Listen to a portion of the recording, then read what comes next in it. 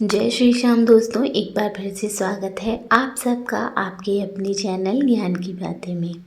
दोस्तों, आज मैं बात करूंगी उस अद्भुत कथा की जो आस्था, त्याग और प्रेम की पराकाष्ठा है। वो कथा जो एक साधारण गांव को भारत ही नहीं पूरी दुनिया की भक्ति का केंद्र बना गई है। खाटू नाम का ये गांव आज हर श्याम भक्त के हृदय में बसता है। लेकिन कभी ये केवल धूल भरी पगडंडियों और खेतों से घिरा एक छोटा सा गांव हुआ करता था। किसे पता था कि इसी मिट्टी के नीचे छिपा है एक ऐसा रहस्य जो युगों की सीमाएं तोड़ देगा। बहुत पुराने समय की बात है। खाटू गांव में किशन लाल नाम का एक किसान रहता था। उसके पास एक सफ़ेद गाय थी। उसका नाम था धोलरी। वो गाय पूरे गांव में अपने दूध की मिठास के लिए प्रसिद्ध थी। हर सुबह किशन लाल उसे चराने खेतों की ओर ले जाता। लेकिन कुछ दिनों से एक रहस्यमयी घटना घट रही थी। जब भी धोलरी एक छोटे से टीले के पास पहुंचती, उसके थनों से अपने आप दूध बहने लगता। ना कोई बछड़ा, ना कोई चरवाहा, फिर भी दूध का प्रवाह रुकता ही नहीं था। किशनलाल हैरान था। उसने सोचा गाय बीमार है, लेकिन वैद्य ने कहा गाय तो बिल्कुल स्वस्थ है। फिर भी वही चमत्कार रोज दोहराया जाता। गांव के लोग इकट्ठे होने लगे। कोई बोला ये कोई शुभ संकेत है, कोई बोला शायद जमीन में खजाना दबा है। लेकिन गांव की बुजुर्ग दादी सुमित्रा देवी ने कहा जहाँ बिना कारण गाय दूध देती है, वहाँ धरती खुद भगवान का संदेश देती है। मुखिया राम सिंह चौहान ने गांव की सभा बुलाई। निर्णय हुआ कि उस स्थान की खुदाई की जाए। पहले दिन केवल मिट्टी निकली, दूसरे दिन भी कुछ नहीं मिला। लेकिन तीसरे दिन दोपहर के समय किशन लाल की कुदाली किसी कठोर चीज से टकराई। जब मिट्टी मिट्टी हटाई गई तो सबके सामने एक काले पत्थर का मानव सिर दिखाई दिया। माथे पर तिलक, बंद आंखें और चेहरे पर दिव्य मुस्कान। उस सिर से ऐसी आभा निकल रही थी कि हर कोई श्रद्धा से सिर झुका गया। बुजुर्ग दादी बोली ये कोई साधारण मूर्ति नहीं है, ये देवता का प्रकट रूप है। गांव के पंडित जी ने पूजा की और कहा ये किसी अद्भुत शक्ति का प्रतीक है। साध्वी जब राजा रूप सिंह चौहान को स्वप्न हुआ, स्वप्न में एक तेजस्वी पुरुष प्रकट हुए और बोले राजन, मैं हूँ परवरीक, जो कलयुग में श्याम नाम से पूजा जाऊंगा। मेरे लिए एक मंदिर बनवाओ, मैं यहाँ हारे का सहारा बनूंगा। राजा रूप सिंह ने अगले ही दिन मंदिर निर्माण का आदेश दे दिया। सन 1027 ईस्वी में फागुन शुक्ल एकादशी के दिन उस दिव्य शीश की स्थापना की गई। मंदिर बनते समय कई अलौकिक घटनाएं हुई। कहते हैं कुछ पत्थर खुद ही आकार लेने लगे और जहाँ शीश मिला था वहीं पास में एक कुंड अपने आप बन गया, जिसे आज श्याम कुंड कहते हैं। ये कुंड कभी सूखता नहीं। इसके पानी में ऐसी मिठास है जो किसी और जल में नहीं है। विज्ञान ने आज तक इसका कारण नहीं जान पाया। आज आज भी श्याम बाबा की उपस्थिति का जीवंत प्रमाण है।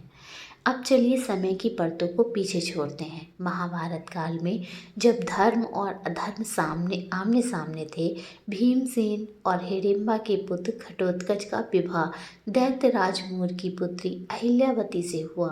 अहिल्यावती तपस्विनी थी और जानती थी कि उसके गर्भ से एक असाधारण पुत्र जन्म लेगा। जब बालक बर्बरीक का जन्म हुआ तो आकाश में दिव्य प्रकाश फैल गया। उसके बाल्यकाल से ही अद्भुत लक्षण दिखाई देने लगे। 3 वर्ष की आयु में वह पत्थर उठा लेता था। 5 वर्ष में धनुष चलाता और 7 वर्ष में जंगल के शेर को परास्त कर देता था। लेकिन उससे भी बड़ी बात थी उसकी करुणा और न्यायप्रियता। वो हमेशा कमजोर का पक्ष लेता था। माँ ने पूछा पुत्र, युद्ध में तुम किसका साथ दोगे? बर्बरीक बोला माँ, मैं हमेशा हारने वाले का साथ दूंगा, क्योंकि हारा हुआ ही सबसे अधिक सहारे का पात्र होता है। युवावस्था में बर्बरीक ने निश्चय किया कि वो एक ऐसी शक्ति प्राप्त करेगा जिससे वो अधर्म का अंत अकेले ही कर सके। वो हिमालय गया और माँ दुर्गा की आराधना में 12 वर्षों तक कठोर तप किया। माँ प्रसन्न हुई और उसे 3 दिव्य बाण दिए। पहला बाण शत्रुओं को चिन्हित करता, दूसरा मित्रों को बचाता और तीसरा सब कुछ नष्ट कर देता जो पहले चिन्हित हुआ हो। माँ ने कहा, इन बाणों से पूरी सृष्टि को मिटाया जा सकता है। इसका प्रयोग सदैव धर्म की रक्षा के लिए करना।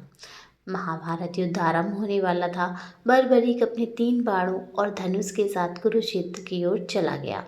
भगवान श्री कृष्ण जानते थे कि अगर वो युद्ध में गया तो कोई जीवित नहीं बचेगा। उन्होंने एक वृद्ध ब्राह्मण का रूप धारण किया और पूछा, वत्स, इतने बड़े युद्ध में केवल 3 बाण लेकर कहाँ जा रहे हो? बर्बरीक मुस्कुराया, यदि एक बाण से काम ना हो तो 3 व्यर्थ है। कृष्ण ने परीक्षा ली, इस पीपल के पेड़ के सभी पत्तों को एक साथ भेदो। बर्बरीक ने आंखें बंद करके एक बार छोड़ा। बाण ने हर पत्ते को चिह्नित किया, यहाँ तक कि कृष्ण के पैर के नीचे दबा एक पत्ता भी पहचान लिया। कृष्ण समझ गए, ये तो परम योद्धा है। उन्होंने कहा, दानवीर को युद्ध से पहले अपना शीश दान करना चाहिए। बर्बरीक ने कहा, आप कौन हैं जो इतना बड़ा दान मांग रहे हो? कृष्ण ने अपना विराट रूप दिखाया। बर्बरीक ने सिर झुकाया और कहा, प्रभु, मैं अपना शीश आपको समर्पित करता हूँ। उसने हंसते हुए अपना सिर काट दिया। कृष्ण ने उसका शीश एक पर्वत पर रख दिया ताकि वो पूरा युद्ध देख सके। 18 दिन बाद जब युद्ध समाप्त हुआ, युधिष्ठिर ने पूछा, सबसे महान योद्धा कौन था? बर्बरीक ने केसीस ने कहा, मुझे युद्ध में किसी योद्धा का नहीं बल्कि श्री कृष्ण के सुदर्शन चक्र का नृत्य दिखाई दिया। कृष्ण ने वरदान दिया, कलयुग में तुम मेरे नाम श्याम से पूजे जाओगे। तुम हारे का सहारा बनोगे। जो सच्चे मन से तुम्हें पुकारेगा उसकी मनोकामना पूरी होगी। सदियां बीती, बर्बरीक का शीश धरती के गर्भ में छिपा रहा जब तक कि खाटू की पवित्र भूमि ने उसे पुनः प्रकट नहीं किया। गाय का चमत्कार, राजा का स्वप्न और मंदिर की स्थापना, ये सब उसी वरदान की पूर्ति थी। आज खाटू धाम उस बलिदान का प्रतीक है जो प्रेम और धर्म के लिए दिया गया था। खाटू का श्याम कुंड आज भी भक्तों की पीड़ा मिटाने के लिए जाना जाता है। कई बीमारियां यहाँ स्नान से ठीक हुई हैं। कई परिवारों ने संतान सुख पाया। कई हारे हुए फिर से जीने लगे। विज्ञान आज भी इसके रहस्य नहीं जान पाया है, लेकिन भक्त कहते हैं जहाँ विश्वास होता है वहाँ श्याम स्वयं विराजते हैं। श्याम बाबा की कथा केवल इतिहास नहीं है बल्कि हर युग में जीवित सत्य है। बर्बरीक ने सिर तो त्याग दिया, लेकिन अपनी दृष्टि और करुणा से हम सबको जीवन का मार्ग दिखा दिया। वो सिखाते हैं, हारो मत क्योंकि मैं तुम्हारे साथ हूँ। सेवा ही धर्म है और प्रेम ही पूजा है। जय श्री श्याम। अगर इस कथा ने आपके हृदय को स्पर्श किया हो तो कमेंट में हारे का सहारा बाबा श्याम हमारा जरूर लिखिएगा। चलिए मिलती हूँ नेक्स्ट वीडियो में। जय श्री श्याम।